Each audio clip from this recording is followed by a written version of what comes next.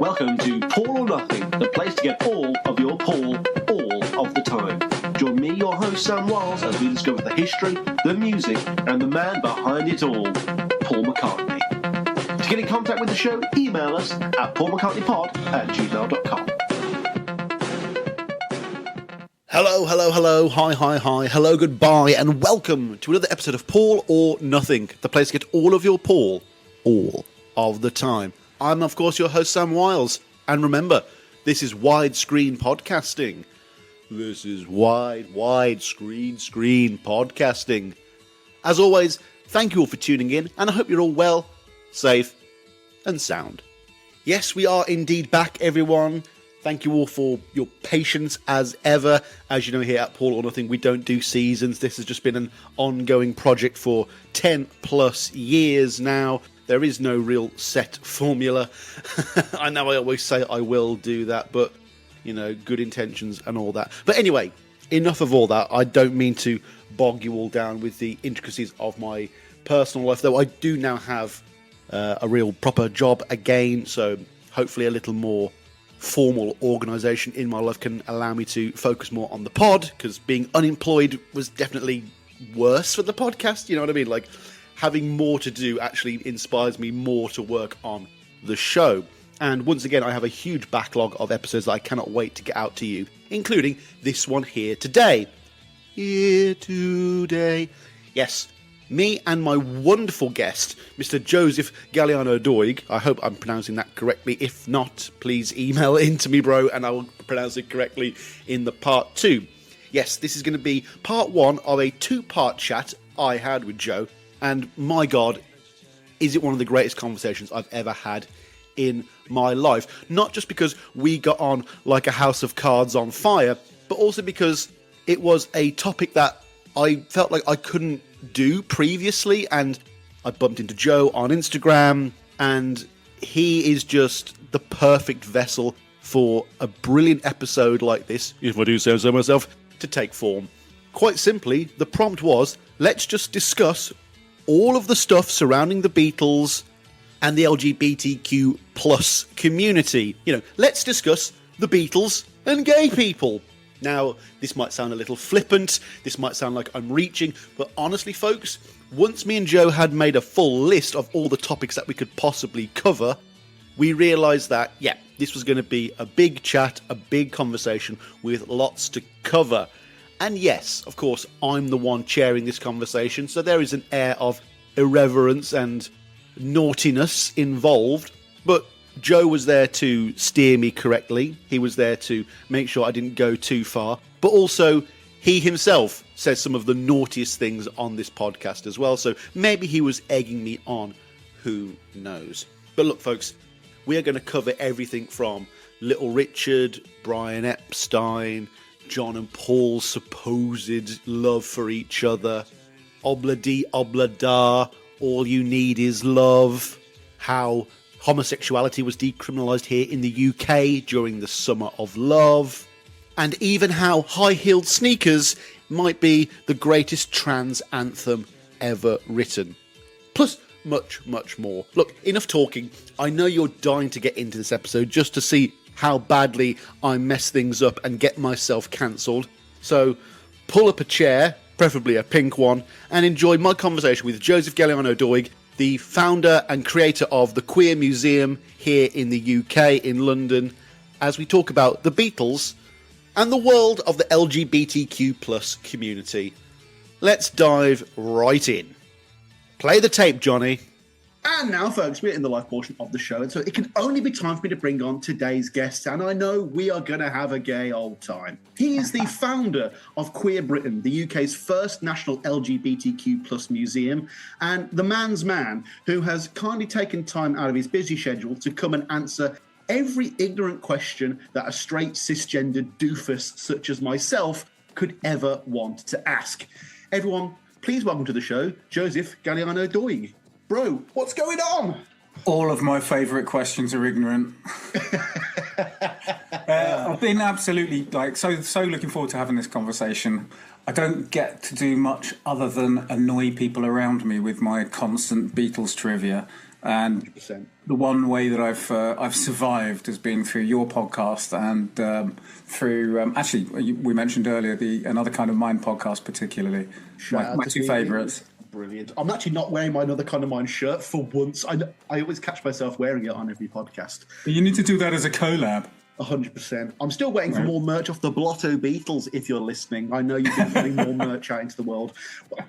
If I'm a little stressed today, it's because every other fucking content creator's got their copy of Beatles Anthology, and a very nice lady via email told me that I'd be receiving mine today as well. Not happened at all yet. So if I dash off to the door at any point, we may end up doing a live unboxing on the episode.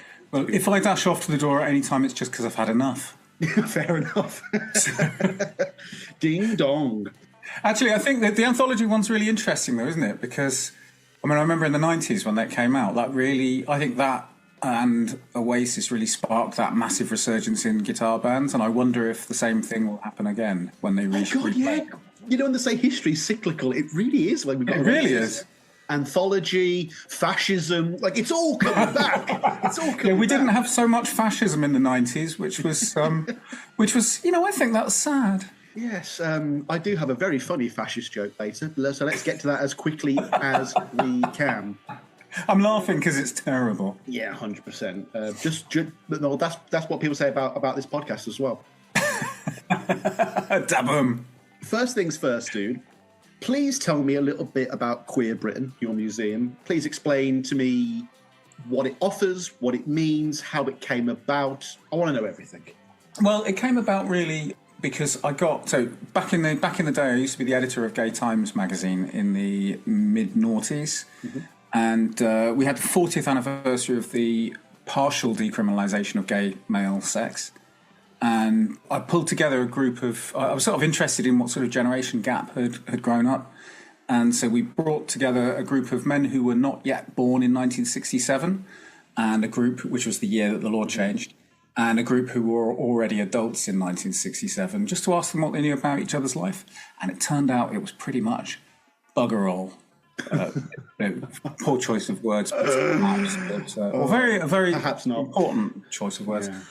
And sort of 10 years later, when it was the 50th anniversary, rolling back a little bit, I realised that because two of the young men hadn't ever known that it was illegal for them to be who they were, and the older men were sort of really offended by this. And my view was, first of all, thank you. Didn't you do a good job that they didn't have to live on the barricades in the same way that you did? And the second thing is, well, if their histories are kind of denied to them in their schools, they're not really told properly in the popular culture, they might not know the questions to ask. So we can't really hold that against them. What we can do is make their histories accessible to them. I guess that's the ignorance of progression in a great way. Like, if you've grown up watching Pride and It's a Sin, you might not even know that, like, there was not gay representation in the media, that kind of thing, which is lovely in a way, but I understand that cultural gap. That is really interesting. So what was the plan to bridge that gap? Well, my view was, and in fact, the real inspiration for it came 10 years later. I was at the Queer British Art Exhibition, which was an amazing exhibition at Tate Britain.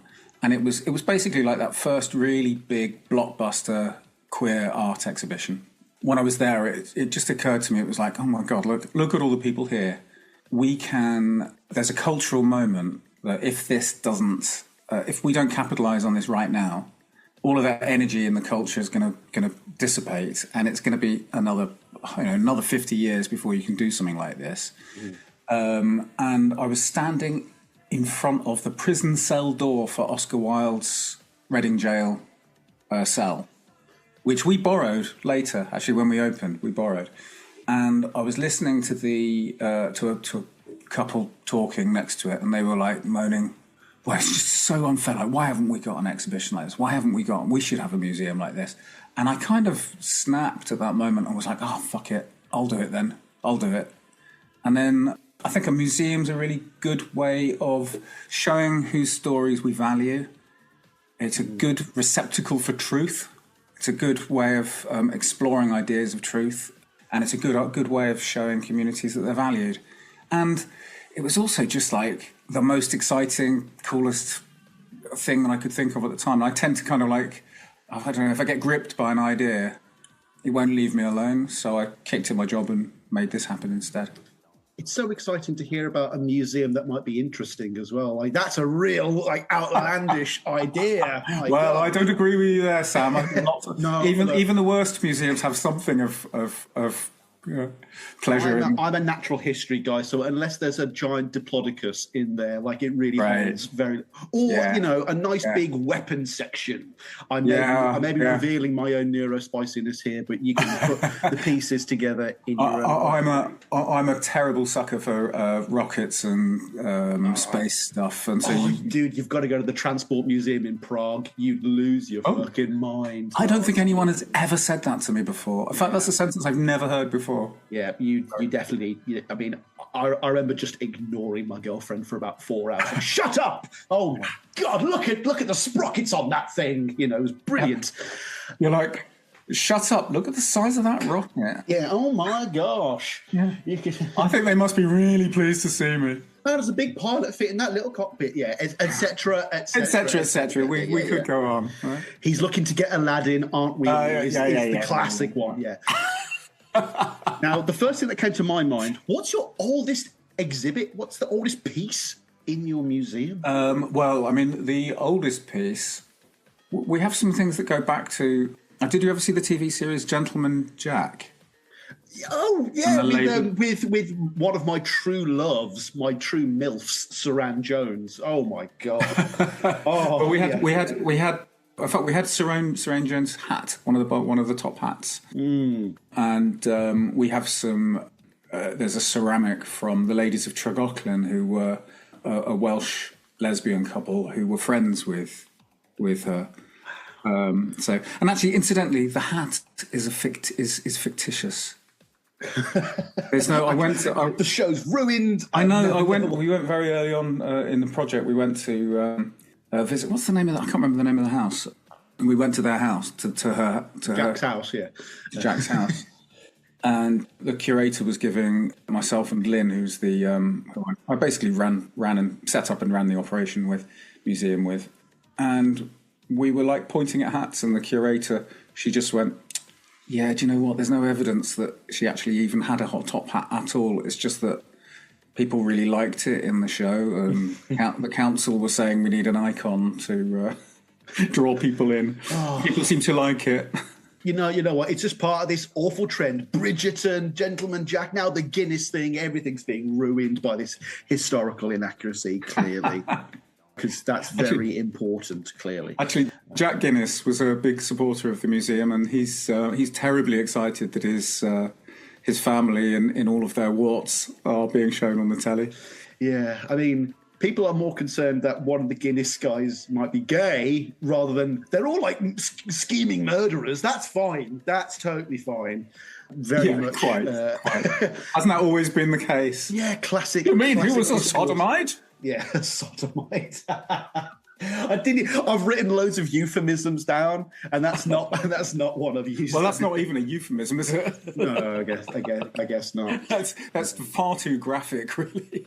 Have you got any Beatles ephemera in there at all? Did you manage to get a little exhibit about Brian? There were two things.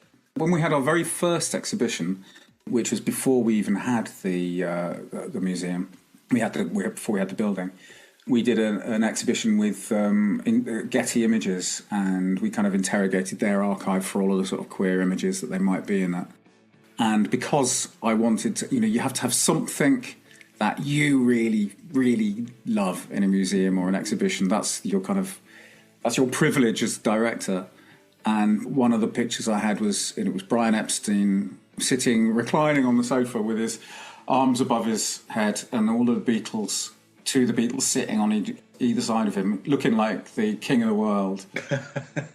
And when we moved into the building, I had that picture next to my desk because that was my special thing. And it was lovely because people would come in and they either one of two things. People would go, "Why have you got the Beatles on the wall?"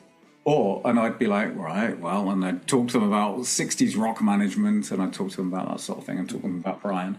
Or they'd come in and go, oh, thank God somebody's recognised this. Thank God you've put him here.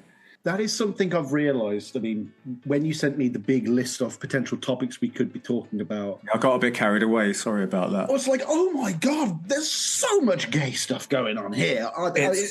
Not that I'd ever be frivolous, but I was genuinely shocked at how much material I had to cover, because I love nothing more than needlessly padding out a runtime beyond 2 hours, and I was glad to see that that was definitely there. Well, the funny thing is that like I've never really deliberately looked at them through that lens before. Mm-hmm. And obviously, there's you notice the stuff that appeals to you as you go along. But it was only really in you saying, "Do you think you'll be able to talk about this for 90 minutes?" And on the one hand, I'm like, "Yeah, sure," because I just wanted to be on your podcast, Sam. Frankly, I get that a lot. And then when I actually sat down, I thought, well, what have I just got in the top of my head? And I'm like, oh, I've got to just stop. I've got to stop. I'm going to drown the poor guy now. Mm-hmm. The only real difficulty I had was how I'm going to structure this episode, so we'll just have to see how that goes. Let's dial the clock back, though. Let's talk about being queer, being LGBTQ+ in the 1960s. And because this is a podcast ostensibly about media, let's talk about the depiction of gay men and women in the 60s. I'm guessing they were fully realised, 3D, complicated, nuanced characters that depict them as people first and foremost, right? Correct me if I'm wrong. Well, what was interesting, I think, from the 60s and a lot of the culture that the Beatles kind of really were part of when you think about the sort of the kitchen sink dramas. The family gay, yeah. But they would be very much a gay person presented as a sympathetic but slightly sad character, somebody who was troubled but essentially sympathetic, but what a tragic life kind of thing, which was a step up from the fact that generally speaking, if they appeared, it was either at that time it was either a butt of the joke or just not at all. And actually, don't even talk to me about where women would have been, because you can see that at least there were offensive characterizations of men. Very, very few of women, except for Killing of Sister George with was it Beryl Reid or Thora Hird? I always get those two confused. And Susanna York, who had a sort of quite a toxic lesbian relationship in it. So this is definitely the still traces of hate the sin, not the sinner kind of thing. Yeah. But at least we're kind of beyond the Hays Code era of men lighting each other's cigarettes for them and being killed at the end of the movie. So yeah, one foot on the floor. Baby steps forward, But the interesting thing was that in the period before then, there was in the sort of the 20s and 30s, there was quite a culture of, I can't think of what the words were, but there was a culture of, in the early films, of effeminate sissy men that were not just the butt of the joke, that were also kind of empowered, waspish, and sort of celebrated, really. Not seen so much as a problem, but seen as a particular type of character. Mm-hmm. But then, of course, you've got, like you say, the Hays Code and that kind of second wave, that wave of moralism, which, kind of squashed all of that. Yeah, it's all America's fault, basically. You are right. Hey, and we've got it coming down the headline, down again, which is great. Who would have known that basically what essentially sums up as a breeding cult to make sure that you have more members than the other religions next to you in your desert tribe would have led to such wonderful things as the Hays Code, What a brilliant summary of what, I think you've just managed to just pull back the lens on thousands of years of culture and boil it down to its essence. Now, this portrayal, it slowly starts to warp into like the 70s, where you get like the rise of people like Kenneth Williams and stuff like that. Yeah. But they're still not publicly facing gay. Like Kenneth Williams was what we would like to call a confirmed bachelor at this point. Like, well, he sort of, I think he probably would have described himself. I mean, if we were to put him in the modern vernacular, so although this is not a way that he would describe himself, he was probably more sort of asexual. Okay. And what I think is interesting about him is that he was totally focused on himself. If you've ever read the diaries or his letters, he's totally focused on himself as a sort of an erotic object. And he's also got a lot of kind of behavioural traits, neurospicy traits. I don't think I've ever felt so close to Kenneth Williams, because I'm definitely the sexiest person in my own worldview as well. So, as seen by, and if any of your followers are not subscribe to your Instagram page. Oh no, he's going to call They must subscribe to your Instagram page because, okay, yes, you've got your deep cuts. Yes, you've got all sorts of interesting conversation going on. And you've got your own brand of pornography, which is unclassifiable.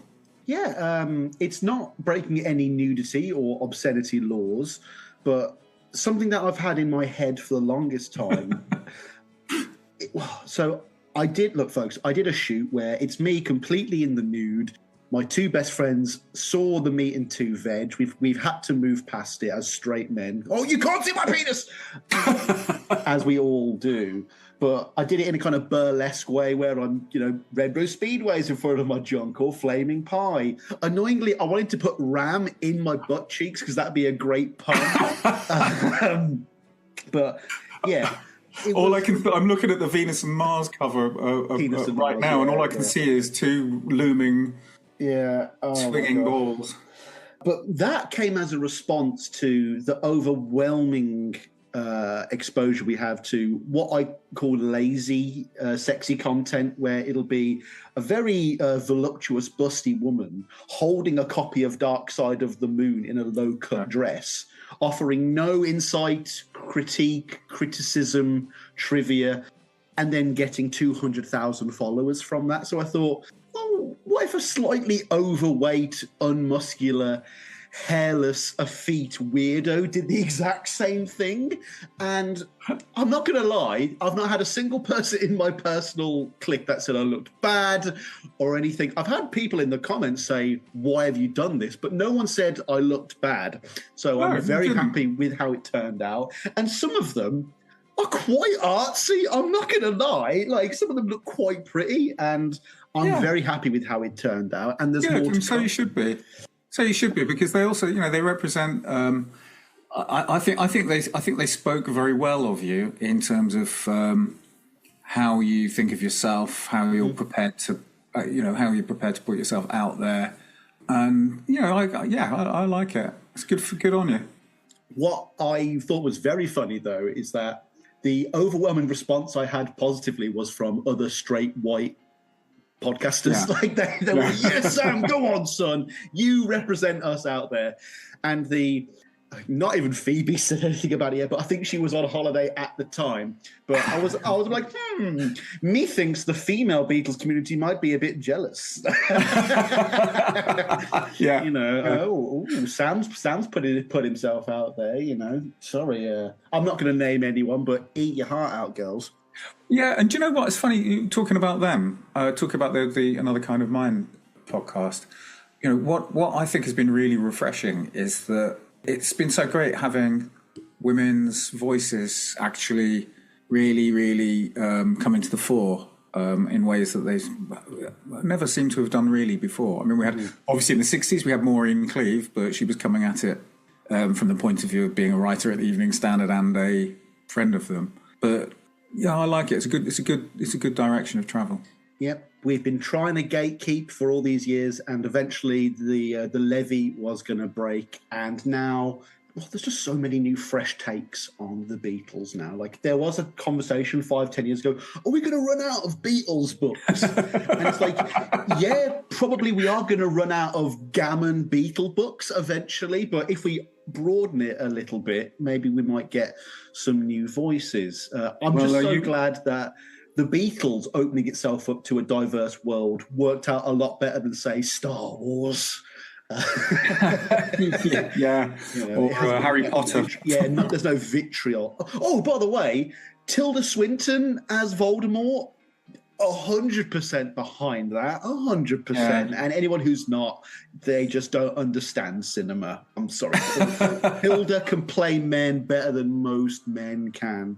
Well, you'd go back to Orlando for her, and where she was playing somebody who came back through several lives as a male and as a female. And Suspiria, she plays an elderly man, which is brilliant as well. Right. Another extra. And she played Bob Dylan as well, didn't she? Wasn't that Kate Blanchett?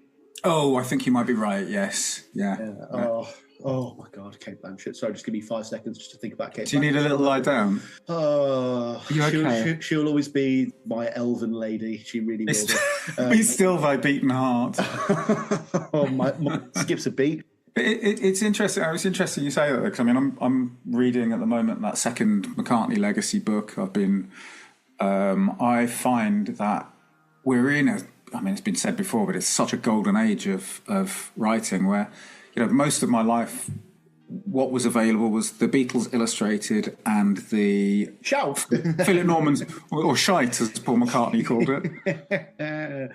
And that was pretty much it as far as it went. And it always puzzled me that something that was so culturally important in so many different ways and was so underreported at that time. And now I find that the more I read, the more fascinated I become, the more there is to think about, the more I want to know, the hungrier I get for it. And I cannot believe that. So sitting in bed last night reading the McCartney legacy, and I'm still coming across hearing things I've never heard before. Or in fact, there was Chris, I think it was on one of your posts, Chris Whitten from Paul's... Oh yeah, Chris Whitten is like one of my main commenters now, and suddenly I've got like an extra 2,000 followers. I'm like, thanks for the bump, Chris. Well, first of all, I'm very excited. I was very excited. I had a like from him on one of my comments. And that made my day, because I had Brian Raided once as well, liked one of my as well. So I'm slowly trying to collect members of the band over the years. But him talking about the reinvention of Paul via Flowers in the Dirt, the dropping of the Return to Pepperland album, the strategy that led to the rock and roll album that really set up Paul's sort of late resurgence. And I'd never known that piece of... I'd never known the role that Richard Ogden had played in that, so to hear that from him 100%. Was fascinating. It's also nice to see someone who was like cogently aware of what was happening around them, because there are so many like members of Wings and other like Elephants members like, so what was happening at this time? Oh, I was just a session musician, blah, blah, blah. So you didn't even keep a diary. You were working with Paul McCartney. He didn't... Okay. So, but it's like Paul as well himself. Oh. I mean, one of the... because he's always just sort of kinetically moving forward, and he's very deep but not very self-reflective. It's very strange, because it's almost like he can't dig deep because...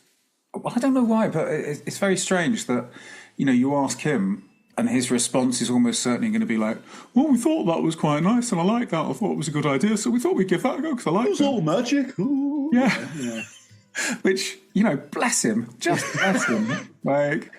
And he's like, well, I don't know, I guess I don't really remember. I mean, I thought that, Venus and Mars, that's like Venus is women and Mars is men, and that's... and there was a snooker table, and Linda thought they looked like two planets, so... And there's no significance of me using Venus and Mars in several other songs in the rest of my career. Even on the Heather album, I mentioned Venus. Let's not dig into that or anything. But it's one of the... it's one of the charming things, I think, because, I always think about this as, like, Paul... It seems to be, like, the main distinction between John and Paul was John opens his chest and insists that you got to look at every painful... Nice pair of love, piece of grit. Paul just opens his arms and just wants to kind of throw his arms around people and wants to hug them in. So Paul wants to make you feel better, and John wants you to understand how much in pain he is. John would have loved the current political scope. Trauma. Yeah. Yeah. Oh, I need a 10-part Netflix series about how me didn't make me Sunday dinner. Like, He would love that's it. very good.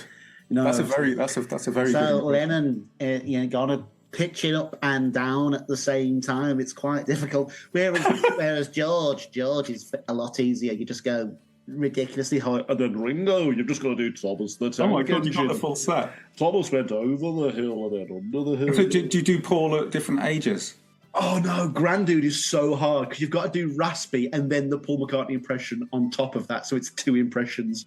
Well, when I come to tell you my story about meeting Paul, Oh, fuck off! Oh, it's on the. It was on. You clearly didn't read your crib sheet because it's no! it's on there. It does involve swearing, but it does also involve me doing the late period McCartney voice. So what's all this homosexual thing about? Yeah, I hear you quite like it up the chuff. Now, with a lot of the topics surrounding the Beatles that are even remotely controversial. Sorry, did you just get serious then? Yeah. Oh yeah. I just saw that seamless segue. You know how like Ted Bundy would suddenly turn to the murder face, like that was that kind of shift. Like, Yeah, and now we're serious. that was always the point I asked him to leave, though. Yeah, 100%. Oh, brilliant. Oh, lovely Teddy. Now, with a lot of the topics surrounding the Beatles that are even remotely controversial or divisive, someone always brings up, as you did earlier, the issue of context and not using modern sensibilities to judge the Beatles back then. So does that ring true for you, or do you feel strongly every time John casually uses the word fag in everyday conversation? Well, I mean, look, the thing is that when people are offended in that way, they are also visiting a modern sensibility onto it. These things change with time. I think the thing is that look, we're all products of our culture, and actually, what I think is the central lesson of the Beatles is one of moving from a repressive world to one that was open. It's about learning. It's about improving. Mm-hmm. And I would say that the line there, the line that encapsulates it. And actually, I had a bit of a row with somebody in a comment section not long ago about I used to be bad to my woman. I beat her and kept her away from the things that I love. Man, I was mean, but I'm changing my scene and I'm doing the best that I can. Like, the thread was attacking John Lennon as a wife beater. Mm. And actually, is it better to have somebody who says, "Fuck, I behaved really badly, and I'm flawed, and I'm trying to change, and I reject that now." Mm-hmm. Isn't that what we want people to do? And also, I think that there wasn't. I think the idea of language and what is offensive, it changes with time, and people weren't really. I don't think people were quite so aware of the meaning, the deeper meanings of language, and about systems of oppression and all of these kind of things, unless they were in academic circles or activist circles. It wasn't in the mainstream. I mean, there are kids younger than me who would like when I was working in pubs and stuff, who wouldn't believe me when I said, yeah, gay was a pejorative phrase on the playground that was used every day, and my generation literally we were faced with it, and we were told you can either keep saying this or you can be left in the past. And weirdly enough, most people kind of went with it. It really doesn't exist in that same way anymore. Plus, schools are really on it these days. They really are. I mean, if there could have been more on top of bullying when I was at school, things might have been a bit better. But then again, this podcast may not exist if I didn't have that constant need for the approval of strangers. Looking for validation from strangers. Yeah. It's the thing that John Lennon said, didn't he? He said when he was asked if he could stop being famous, would he? He said the only thing, you're going to be able to say it, but you can do the accent. The only thing more mad than wanting to not be famous was wanting to be famous in the first place. I totally get that, especially at the Mark Lewis and Hornsey Road show about 5 years ago. People recognised me from the podcast, and I've been riding that high ever since. Like, woo! Yeah, I've made it. I've actually been invited to a book release in London in November that I have to go to now, just because I've been invited. What's the book? Couldn't care less. Is it about the Beatles, or is it? Yeah, hang on. Let me just find the email here. It's called Capital Gains. It's the new book by Andrew Cook. So it's about the Beatles' finances and stuff like that. Oh, I like the money. Was it the Love You Make? Yeah, another book on my shelf that I've never read. Yeah, it's a good one. It really goes deep into the business relationships. All right. No, you only give me your money. I think it's only give me your money. That's the book. Yeah. My gosh. Now, before we get into the fun stuff, let's just talk about the legalities here. Yeah. Could you please summarise the law around homosexuality in the UK around the time of the Beatles? Yeah, so you had some agitation and campaigning to try and change the laws, which were up until 1967. You could be, I think it was, I can't remember the exactly what you'd be done for, but it was like how long you'd serve.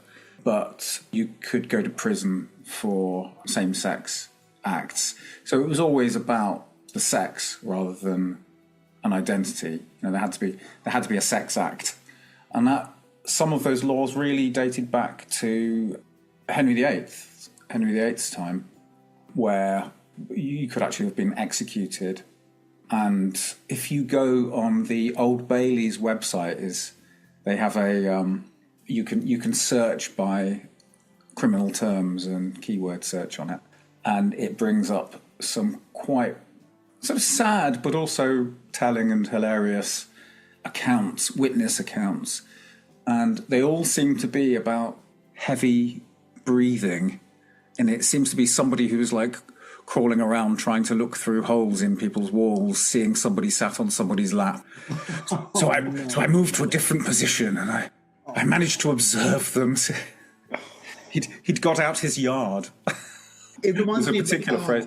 But what's that in Hitchens thing where it's like people who will go out of their way to look over a fence and be offended. Yeah, it's all that sort of stuff. I mean, and that was changed by Queen Victoria's time when they lessened some of the harsher penalties. And actually, you'll have to excuse me because I'm not a historian, and I apologise to any historian or queer historian who's listening to this, hearing me mangle my history. But in 1957, there was a paper through Parliament called the Wolfenden Report, a report that was recommending the decriminalisation of gay male sex, which never affected lesbians because, you know, women didn't exist, apparently, and certainly lesbians didn't exist in that kind of framework, and certainly not as sexual beings. I've seen Heavenly Creatures. I know all about that. Yeah. Come 1967, so it took 10 years for that report to actually be enacted, and it was enacted by a private member's bill. And even then, it moved the age of consent. They refused to have an equal age of consent for gay men. So it was set at 21 years in 1967. And there was also an additional gross indecency charge that was introduced, which was about if people were having sex somewhere that was slightly less than completely private. And the definitions of private were like, you know, there were some definitions of privacy which meant that, strictly speaking, if you're renting your apartment, your flat, that wasn't strictly private. It was only allowing it between two people, and it was. But they're called rent boys. Like, what do you want from me? Or lease lads. Yeah. Oh, you know, that's Churchill's story where Churchill's like, it's in the middle of the war, blitz, it's black outside, so you can't see what's going on. And someone could look to Churchill like, I'm sorry, Mr. Churchill, but 2 men have been caught in his garden or covent. It was some sort of garden that related to Churchill. 2 men have been caught in your garden in an indecent capacity. What would you like us to do? And Churchill goes, 2 men outside in the middle of January? Makes you proud to be British, doesn't it? So, if Churchill, a man who starved 8 million Indians to death, can look past homosexuality, we all have our flaws. Honestly, it's so weird because so much of English culture is whatever you do, it's your business, this, that. It's so hypocritical, really. I'm just looking at some notes here. It was decriminalised, homosexuality was decriminalised in Scotland in 1980, in Northern Ireland 1982, and finally in the age of the 2000, the dawn of the age of Aquarius, the age of consent was lowered down to 16 in the UK. I mean, this is, the ridiculous thing. I remember when I was 19 when I was living with my first boyfriend, and he was 21 or 22 at the time, and he risked 7 years in prison. Now that's hot. That's hot. Isn't it? Yeah. Thank you. Well done for recognising that. Oh my bit of criminality. Oh yeah. I could tell you about some criminal acts. No, I would be gay, but only if I could go back in time and risk being lynched for it. That is the only time I would ever want. 100%. Yeah. But in your notes, you noticed a certain date, obviously 1967. Yeah, it was decriminalised here in the UK. Is also partially decriminalised. I'm very keen that we use that phrase. No, not a problem. I'm even going to retake that. No, you can. Are you editing history?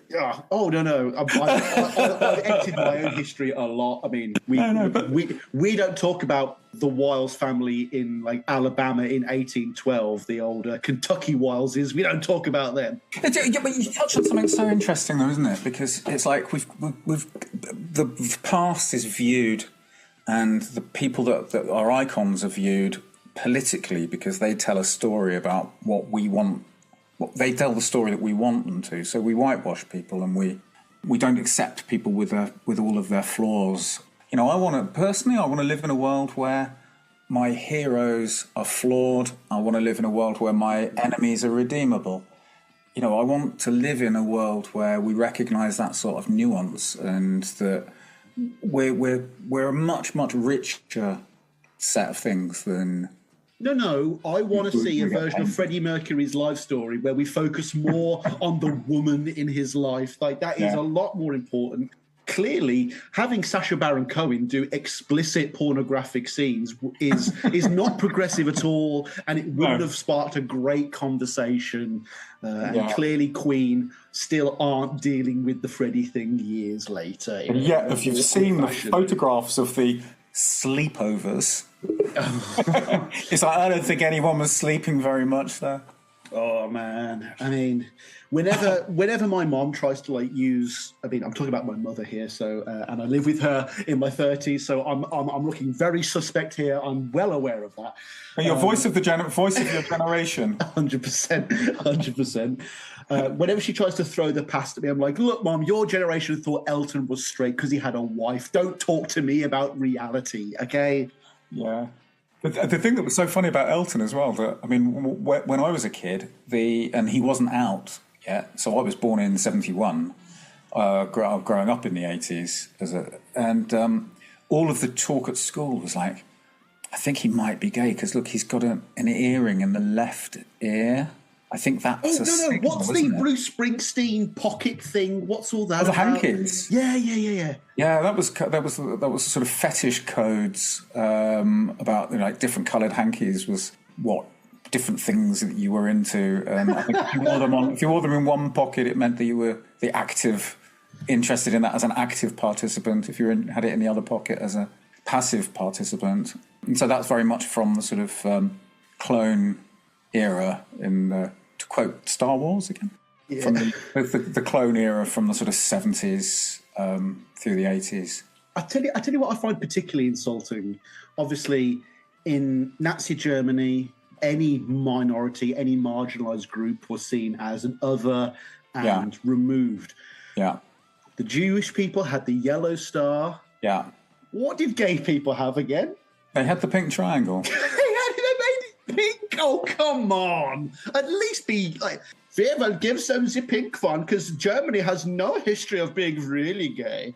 What's fascinating about that as well, and actually there are things there that make my blood boil when I think about it, which was that the Pink Triangle, whereas very often when the camps were liberated by the Allies, I don't know. You're not going to. Oh no. many of those, when they were sent back to their own countries, were then put into prison for being gay. So it's like so when you talk about the liberation, it's like, well, liberation for who? Because it certainly wasn't for many of them. There were certainly a lot of those men whose suffering continued. Right, wasn't in concentration camps, so it wasn't as bad necessarily, but it's a great injustice. It's a great injustice, and it's why the Pink Triangle was adopted as the symbol of gay people in the sort of post-war period, but it was inverted. So the triangle was turned upside down as a kind of we take this symbol, we wear it with pride, and fuck you, we turn it on its head. How has the Pink Triangle not come back in recent climates? That's all I'm saying. I think. Yeah, we've all got. We're all.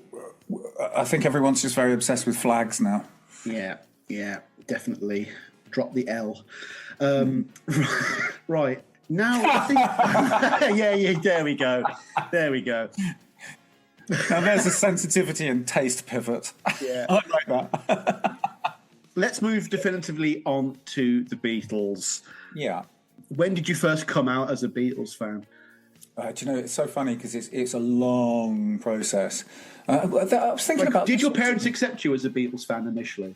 Well, I think my mother really was partly responsible. As they all are. It's her fault. Yeah. I have a couple of disconnected memories that go right back to being about 3, and I didn't really understand them as linked. So I remember my mum's boyfriend at the time putting a copy of Abbey Road on and putting Octopus's Garden and putting the big old 70s canned headphones on me and playing Octopus's Garden. And I remember dancing around thinking it was the funniest thing I'd ever heard, and them taking great delight in me kind of shuffling from foot to foot. And I remember like a couple of years later, the day that we moved house, there was a bunch of albums and Band on the Run was at the front. And I remember it wasn't the music. So a lot of it actually was about the imagery, because I remember not knowing anything about it, but being fascinated by the photograph on the front and trying to understand what it was that was going on in this photograph, and how these people all related to each other and who they were, and really, really getting lost in it. I remember when I was about 10, going to the library and getting, for some reason, taking a sheet music book of Back to the Egg, which I had absolutely no idea, that any of these things were connected, but just being fascinated by the photographs. I remember being really fascinated by there's the photograph of Paul in the white jacket, surrounded by smoke, leaning against the wall, and just thinking it was like the coolest thing I'd ever seen. But again, didn't know that it was related to any of this other stuff. Then I remember doing the school nativity play, and we were sitting. I played a butcher in the school nativity play with some tights that were turned into a string of sausages by being stuffed with newspaper and having knots tied in them. My line in this play was brilliant. I had to give them as a gift to the baby Jesus sausages to a Jewish. I mean, possibly not the most sensitive of gifts. Yeah. I had to give these with the words, "Here's my gift. It's not much, I know, but I hope they'll come in handy." But when we were waiting in the side room for me to go and do our bits, the Christmas Top of the Pops was on, and Wonderful Christmas Time was playing, and I remember just being fascinated by that. Then Take It Away being a hit, and I just fell in love with that. And then we were singing Beatles songs in the car. My mum was a particular fan of like Rubber Soul in particular, and they're all good sing-songy folk type songs, aren't they? But I didn't join a lot of these bits together until Broad Street, probably, until No More Lonely Nights. Another Broad Street guy. I'll forget. Okay, carry on. And then kind of, I think then the Beatles thing really sort of coalesced, and just becoming very, very obsessed, really And actually, I was already obsessed with the Beatles stuff, but I hadn't really connected Paul to them yet. So it's not one story; it's one long rambling story. But basically, it's in my bones. You can't get it out of your bones, can you? Oh, it's like a Kafka novel. Right, here is some... More like Proust, actually. No, who wrote War and Peace? That was the reference I was going for. Right, here are 4 quick-fire questions. I don't want any reasonable response. I want gut instinct. Okay. Oh, shit. Favourite Beatles album? Go. Oh, it changes all the time. Abbey Road. Obvious choice a bit. Looking down on you a little bit from my high horse. It changes. It's a stupid question for somebody who really loves the Beatles. Your current favourite Beatles song? I've Got a Feeling. Ooh, no one ever talks about that song. I feel like it's really forgotten in terms of like that and Dig a Pony. No one ever talks about these great rockers from the Let It Be era. Or Dig a Pygmy, as I think Lennon called it. Yeah, John non-traversal Lennon, as I like to call it. John Traversal. John Traversal. How is that not a phrase yet? Oh my god! It is now. Keep it. It's yours. The thing about I've Got a Feeling is that I hadn't really paid it that much attention until the Peter Jackson series. When you see them doing it in the rooftop, it was like, oh my god, that's one of the most, like, particularly looking at McCartney's performance in it, as you know, standing there, legs astride, really powerful. It was like this is a muscular performance. Yeah. And then you look at it as the dialogue between, and you see how they're interacting. John and Paul are interacting. It's a thing of beauty. The thing about that song, it's got some of the easiest chord progressions in any Beatles song. And as a terrible guitarist, I really want to play it. But it's really hard to find another person to go, everybody had a wet dream. And it's like, oh, okay. Although I'm also a terrible guitarist. So anytime you want to have a terrible strum, we can strum terrible. Oh, come on. People are going to be reading into that one already. Let them, Sam, let them. Our love shall not be denied. Let them talk. There's only one thing worse than being talked about. Oh. Not being talked about. 100%. Same 2 questions for McCartney. Favourite McCartney album, favourite McCartney song, and then we can start moving on to real questions. Well, I'm quite deep in a press to play period at the moment. Ken Michael's ears are burning. Yeah. I think it's a fascinating and a beautiful album. Not always easy. I think that things like Good Times Coming, I think is I think it really resonates with me at the moment, because the thing that people never seem to pick up on it is that is the bitter irony in it, which is the idea of, like, you know, it was good times coming. There was a golden summer before the war. Yeah, I don't know why people don't pick up on that as a lyric. It's the most 1990s song without it being set in the 1990s. Like, nothing's ever going to change the economy drastically in the next 2 years or anything. Yeah, it's like the Flappers in the interwar period, partying, having their jazz parties before with fascism coming. Oh, you're trying to make me talk about Cabaret. I know you are, but I'm not going to fall for it. I'm not going to fall for it. And is your favourite Macca song on that album as well, or is it one of the deep cuts from my Instagram page? Do you know what? I mean, this is quite funny. No More Lonely Nights play-out version. Go on, say it. No, I actually don't like that very much. The thing that I keep coming back to... Oh, God! The word has gone out of my head. Sing it. How does it go? Well, Tropic Island. I'm listening to Tropic Island hum a lot at the moment. People who said the frog chorus is better than that are just objectively wrong. Tropic Island hum is so good. It's way better than it has any right to be, and it came out 20 years after he wrote it. It's brilliant. Oh, did it really? I didn't, because proper 80s track. Oh, I see what you mean. Yeah. Yeah. What I love as well, I love to picture that dinner party with, I can't think of the name of the woman who sings it. Beautiful jazz sort of voice sings on it. Not Linda, I call her, yeah. But what I love is that the story of her, how she came to be on it, which was that he'd invited her over for dinner and they'd had a couple of bottles of wine, and then he's like, "Oh, I've got a song." Like, I want to see the studio because I've got, and just the idea of them kind of like Marion rambling slightly. Montgomery. Yes. The idea of them rambling slightly tipsy, and it's like that's how to work, isn't it? Oh.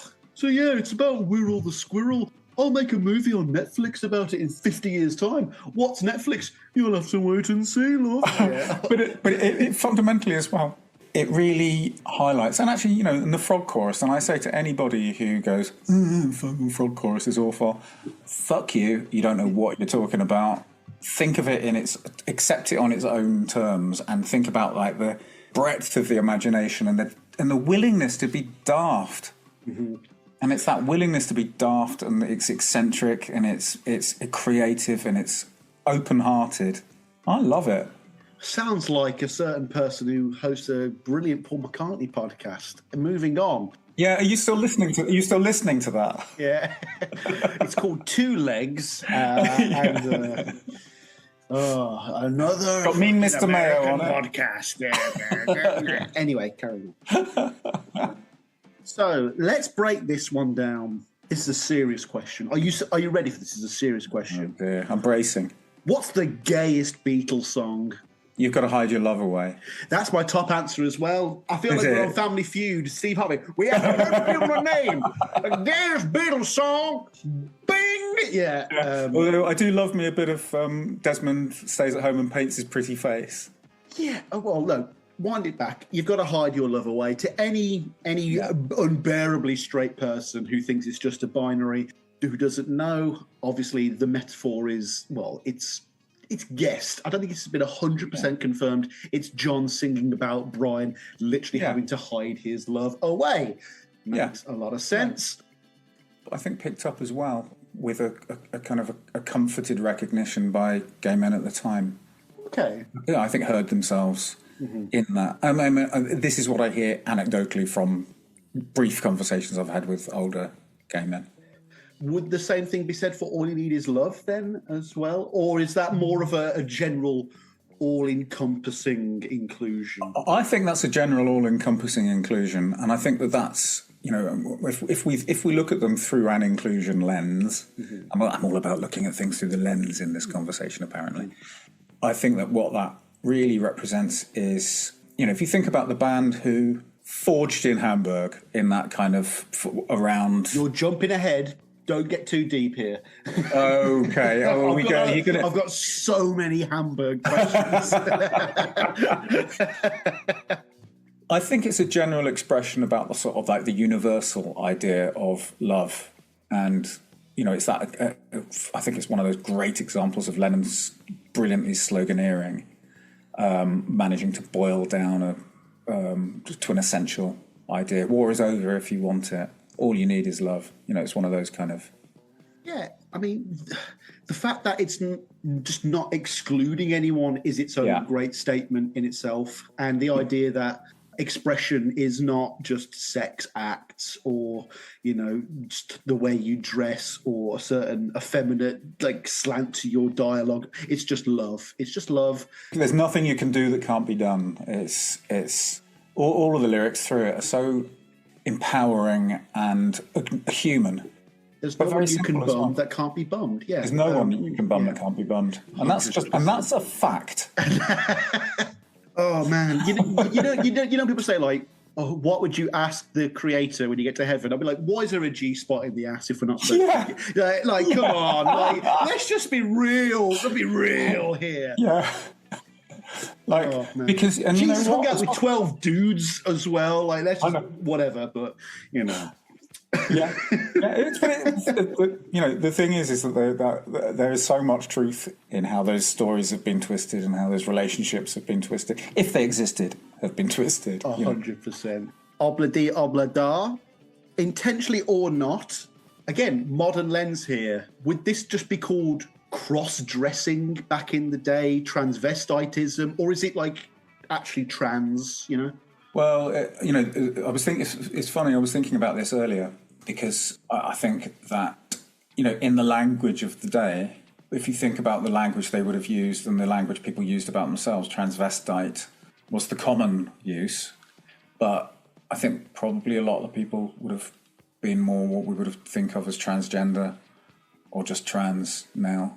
And I think, the other thing about, I think it's possible to over-egg Desmond and Molly because from my understanding of what actually happened was that he just slipped up on the lyric and it made the song richer, so he left it in. No, it's part of the gay agenda to subvert Christian values in the West. I shall be sharing the. I've written out my homosexual agenda, which should be sending to everybody in the meeting.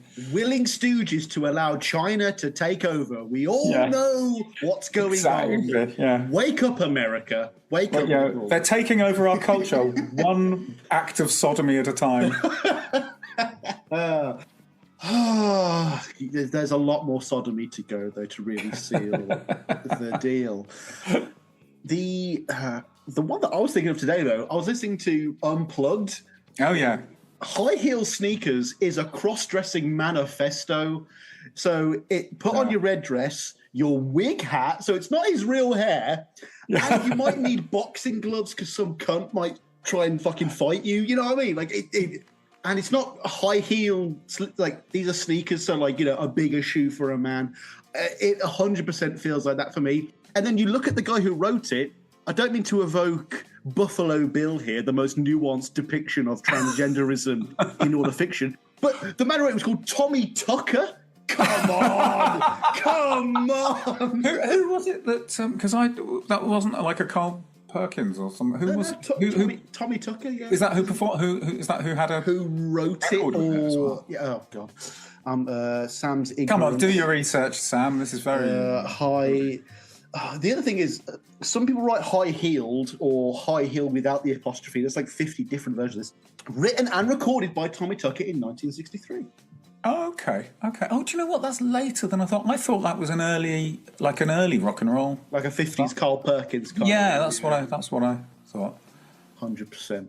Now, I'm gonna just have one more frivolous question. I swear there are no more. Oh, you can have as many frivolous questions as you like. I swear there are no more. People can't see at home. Which Beatles do you think is the best looking at their peak?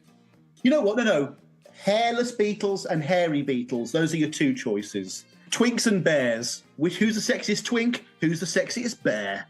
Oh, they were just all gorgeous at every age, weren't they? I mean, George was a twink both eras, though. I think Ringo was a bear both eras because he's the older one, the more mature one. That's my experience. Yeah, but he also had that kind of delightful jug-eared charm, didn't he? He was also notoriously. Oh, really? The big boy as well. What you can't see is what Sam is doing with hands here, and all I can say is it's impressive. No, look, I'm showing how big a fish I caught was. I mean, it's the obvious question, isn't it? I mean, Paul had those big eyes, and was that kind of preternaturally sort of girlishly beautiful. John had a sharper beauty to him. That was. George was. He was quiet, so you could do things in private with him. That's what the quiet Beatle means. He was watching from the sides, wasn't he? And wouldn't touch the sides. Yeah, I can't. And the funny thing is that I remember as a kid, or when I was younger, as a teenager, and people kind of thinking that my obsession with McCartney was because I had a crush on him, and it was never the case. It was never the case. I never had a crush on any of them. Do you swear that in front of the court? To the court? I do swear that in front of the court. Now, I love them, and I'm fascinated by them, and I think probably they're some of the few men who and tell me if this is right, that you could actually genuinely say as a straight man, I love you, Paul McCartney. Oh no! See, I've always thought this. If I was to be a gay man, I want a big butch boy like Tom Hardy to come pick me up, take me away, and just thrash me about the bedroom. I wouldn't want like an effete camp guy. I'd want not Dwayne The Rock Johnson big, But like, Tom Hardy, what was that film he did with Benedict Cumberbatch? Oh, Benedict Cucumber Patch was his nickname at school. It's called like Lawrence A Life Backwards or Peter A Life Backwards. Yeah, I don't. Or something like that. Like a BBC TV movie. So you have thought about this quite a lot and in some detail, it seems. To quote, I've always liked to say, I've just never met a man I'm sexually attracted to. I think that's the best way to put it. Like, yeah. I leave myself open, but I'm painfully straight. I really am. I love boobies, that kind of thing. Well, but you never know. You never know, because as I've always said, the most attractive quality in a woman for me is their attraction to me. So my egomania may cross sexual boundaries. Who knows? I think that just sounds more like crippling self-esteem issues. I wouldn't say crippling. Now, I will say two things. At this point. Like, first of all, I'm going to mount a passionate defence of effeminate camp men, because they are absolutely as gorgeous as everybody else. And I'm not saying they're not. They're just not my thing. But but they are, in terms of a kind of a thing that drives me insane. Whereas there's a kind of a sexual hierarchy of different types of men, where the buff white gay man sits at the top of this kind of pyramid of sexual desirability in some minds. And what it doesn't respect is the fact that it's those camp, effeminate men, they are the ones that fucking got us our freedoms. And, I will forever stand by those people. And I, what else was I going to say? I had another point before I got. Can I ask you a serious question that I might not include because it's derailing? Yeah, of course. Did England have a Stonewall moment? Not really, no. We had... You've got more passive gays, is that what you're saying? I mean, there was, we had... It was really more kind of like there was campaigning and there was legislative change. That's so British. And we were inspired by Stonewall. And also, if you think Stonewall, that was like 67, 67, 69? Oh, God. Oh, God. Hang on. Luckily, this... I should know. This is a very, very poor ball for me to...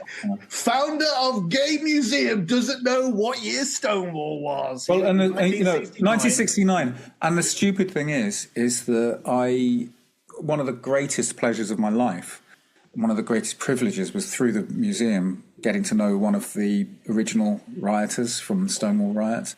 And him coming to visit the museum and getting to spend some time with him.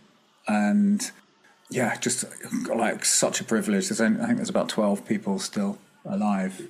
Bloody hell, there's like more veterans of World War II still alive. What the fuck? But that was 2 years after our laws had changed here.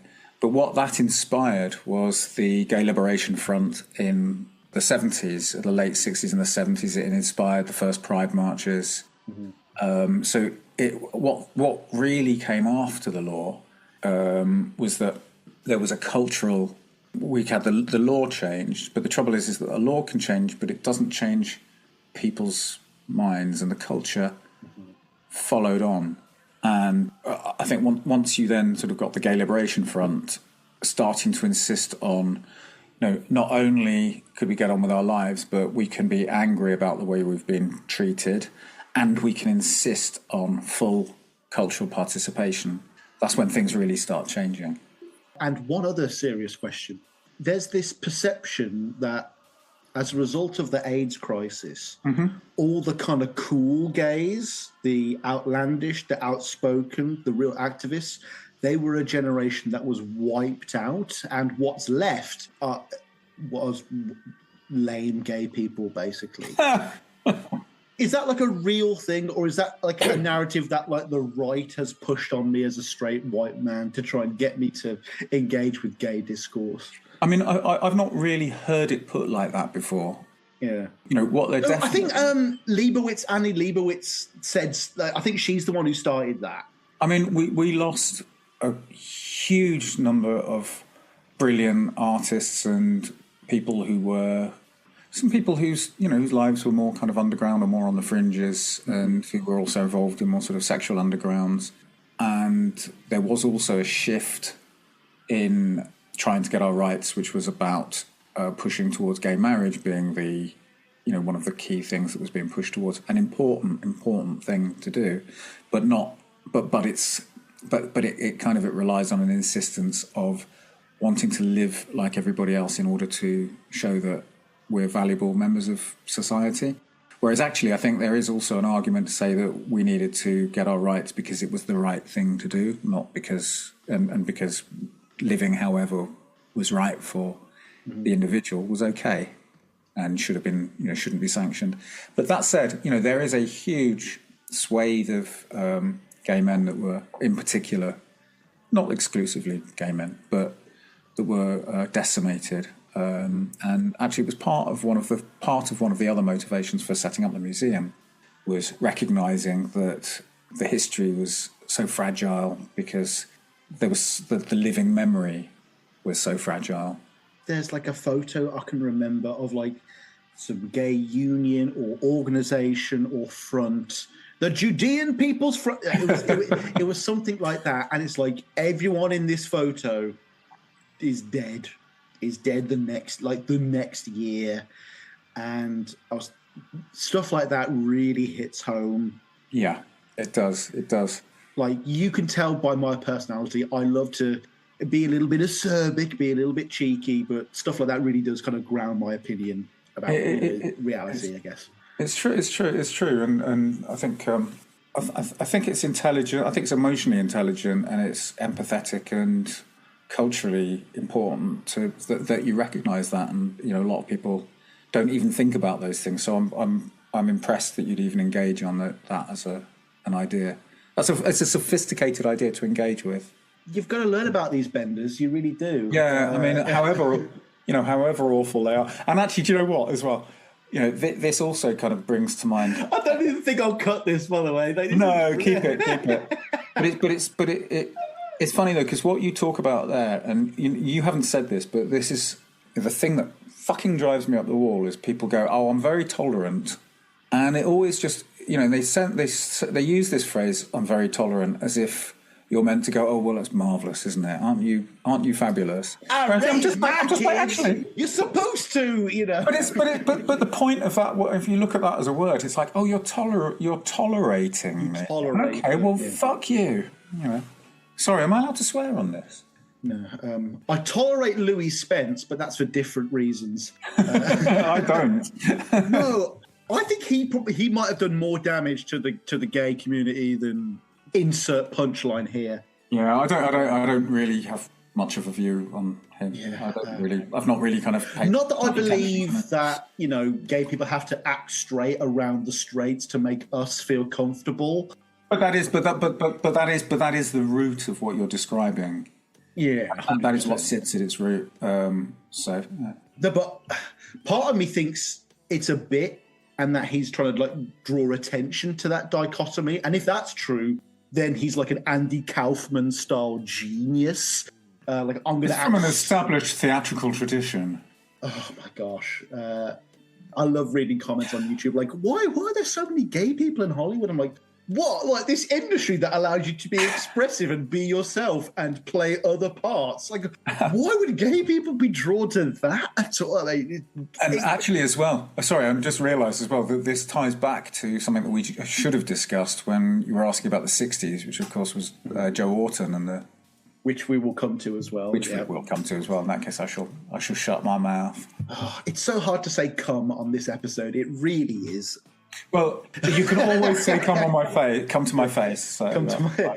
It doesn't go linguistically. That doesn't quite work, does it? But... Oh my gosh, we're nearly approaching the 90-minute mark, and we've not even really begun the episode yet. So let's just crack right on. Now let's. Oh, okay. Genuine pivot into seriousness now. We are weeks away from the anthology series re-release that, as we mentioned earlier. I'm currently drafting an email to Apple as we speak. I have several thousand listeners. Can I get all 4 vinyl albums sent to me for free? The founder of the Queer Museum says I should. Oh yeah, 100%. I will twist their arm with that 100%. Yeah, I think it's outrageous that you haven't received that already. Actually, I guess I just need to be more buxom, and then I will get those 200k followers. 100%. Honestly, there's part of me thinking I do want Paul McCartney to see my nude body with Red Rose Speedway, and part of me thinks, oh no, he's not going to get it. I think you may have queered your pitch there. Yeah. Although I think James would get it, and and Sean and Julian, they would get it 100%. They would get it. Anyway. That's quite nice, though. You look better with your clothes on. Look, Sam, why are you so hairless? Anyway, we're weeks away, and one of my favourite anecdotes in the whole of Anthology, and it exists only because people were so ignorant even in the 90s. I'm 3 years old at this point. The French audiences were dreadful. We had visions of all these French girls, ooh la la, and all that. But the audience, at least on the opening night, this is at the Olympia Theatre in France, 64. And this is George, if you couldn't tell. It was all tuxedos, elderly people, and a bunch of slightly gay-looking boys hanging around the stage door shouting, Ringo, Ringo, and chasing our car. We didn't see any of the Brigitte Bardots that we were expecting.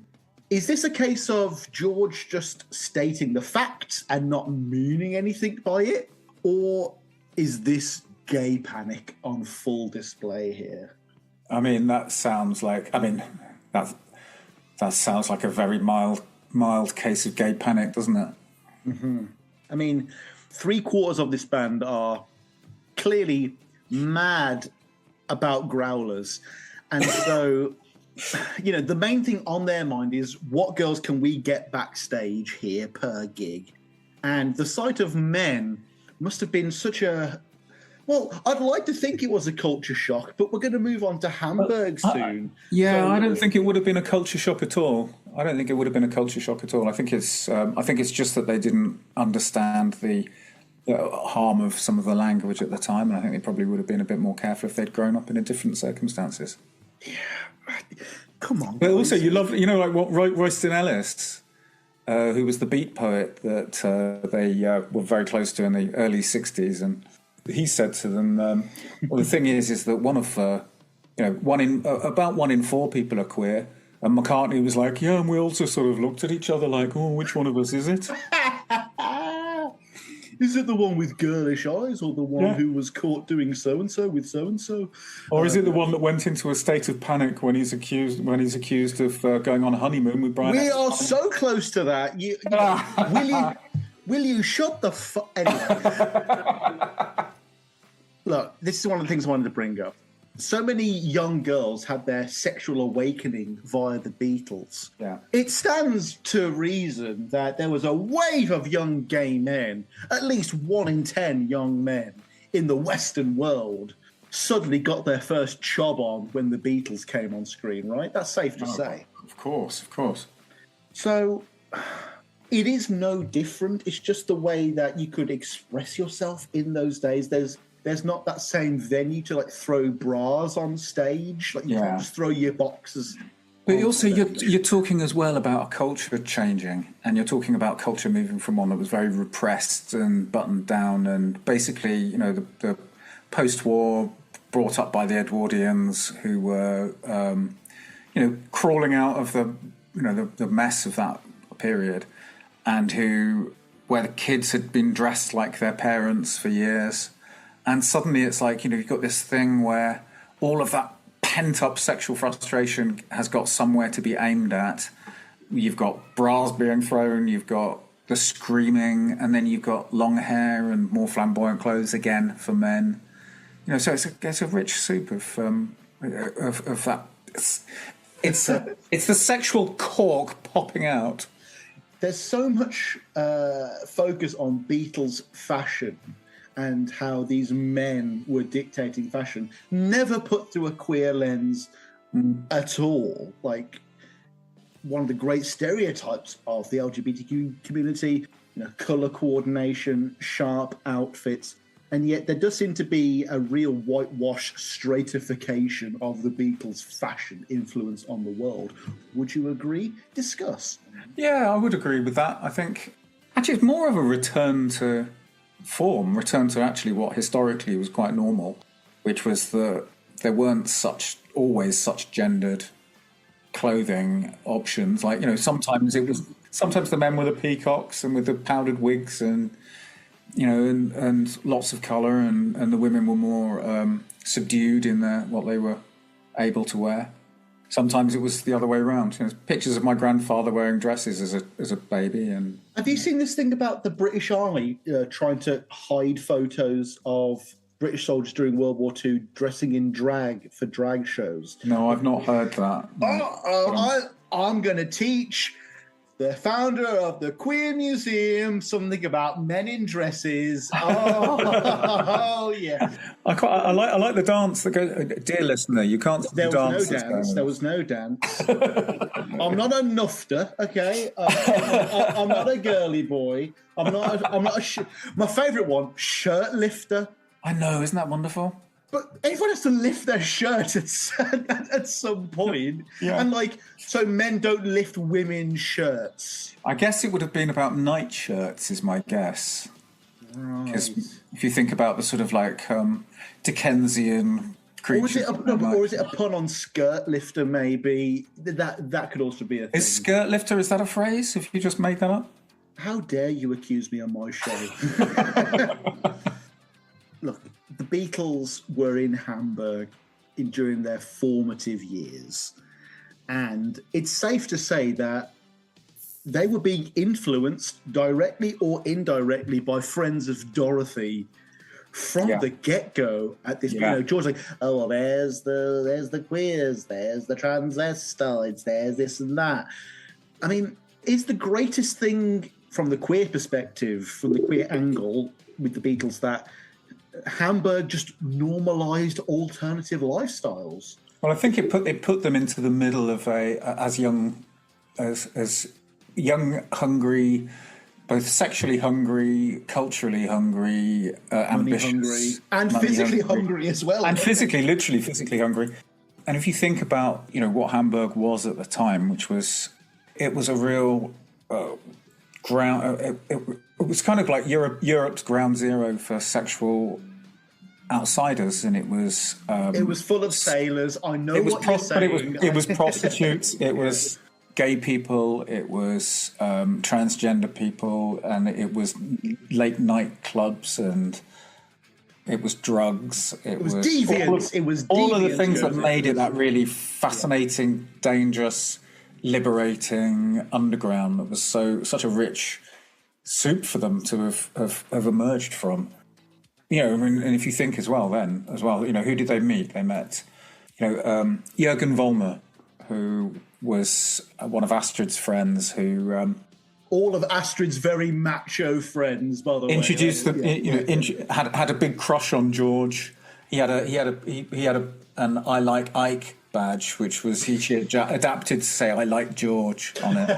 And he introduced, and he was the one that was responsible for them getting the French haircuts and the mop top haircuts. And wait, so are you saying the look that appealed to girls across the universe was actually created by a gay man? How dare you? No, you mean no? There's nothing suspicious looking about these young leather-clad. This is it. The whole thing about rock and roll is that it is found fundamentally based on queer imagery. What's the band that I'm thinking of in the 80s with the leather, the bald guy? Oh, Right Said Fred. No, not Right Said. I'm going to have to ask ChatGPT. Rob Halford from... Rob Halford. Rob Halford? Yeah. I mean, that is where rock and roll leather comes from. No, quite literally. No, it comes from. Oh no, it goes much earlier than that, though, isn't it? Really? Is that part of the tradition? Oh my god, yeah. Okay. If you can trace it, you can look back at. You've got Elvis in leather jumpsuits in the '60s. You've got who else? Not back in. Jerry Lewis. Jerry Lee Lewis. No, but that was a very big kind of had a bit of leather in there. Although he would have also probably also 15-year-old punched you. female wife. Let's not touch And he, on that. and he probably would have punched you if he'd suggested that he had anything slightly faggy. Yeah, look, I may have sex with underage women, but I'm not a fucking. But I've got queer. standards. Yeah. It's no coincidence that the Beatles seem to be in one of those periods in Germany where progressivism was embraced. It seems to me that there was only this weird period in kind of the mid-30s where fascists were in control, that Germany wasn't this gay, trans epicenter of the world. Bit of a weird coincidence, that, wouldn't you say? I would. I mean, it's funny because, in Germany had the first a whole history of... in fact, they had... They had a whole history. Yeah, I get it. Yeah, I get it. But they had an archive, the Magnus Hirschfeld Institute, which was the scene of an infamous book burning, where it had one of the most comprehensive records of transgender kind of transgender. It's when they took over and they good old book burning. And it wiped out a whole piece of memory. And also, I'm not really sure whether Germany as a whole had what the culture was like overall. And I think Hamburg is definitely one of those kind of liminal spaces that has a particular concentration of particular kinds of culture. Makes sense.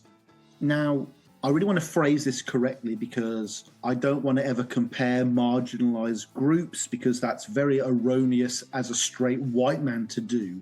But do you see parallels between the Beatles' progressivism towards the LGBTQ community and other areas of society like racial issues and stuff like that? Like, they didn't play to segregated crowds, as you point out in your notes. Yeah. They are entirely interconnected, right? Yeah. I think this comes down, doesn't it, to... I remember when I first read about that when I was a teenager, it just made me love them more, because it made me feel like they were thinking about what was right and what was not right. And I think these all of these labels, racial, sexual, gender, they're all used to divide us and keep us in our place. And, it was the same thing that was happening in the States with the sort of Jim Crow kind of era. And it's the same thing that happens now, where people want to split people. It suits power to have people split against each other. And what they talk about is about bringing people together and about, there is no you or me, there is only we.